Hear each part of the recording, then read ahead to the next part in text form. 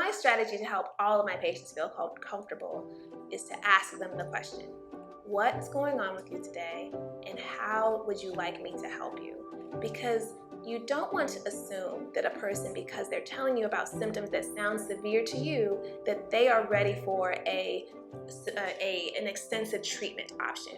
They may want to just discuss the symptoms first. They may want to understand if these symptoms are unsafe for them. Perspective is everything. If you grew up and your mom had heavy periods and pain every month and laid in the bed 2 or 3 days out of the month every month, you would think that's normal. But it's important to find out from that person what they're experiencing and start the conversation as to what's healthy and what's safe and what they may or may not have to go through. I will present to my patients the option, do you want to go through this every month? Do you want to see improvement in these symptoms?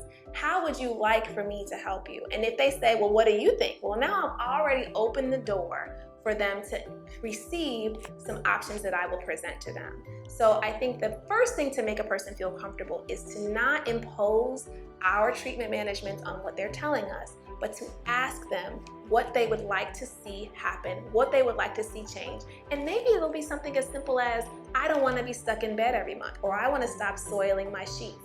Well, let me give you some options that will help you to not soil your sheets every month. Letting the patient lead the discussion, letting them lead their management path, I think is really important to build trust.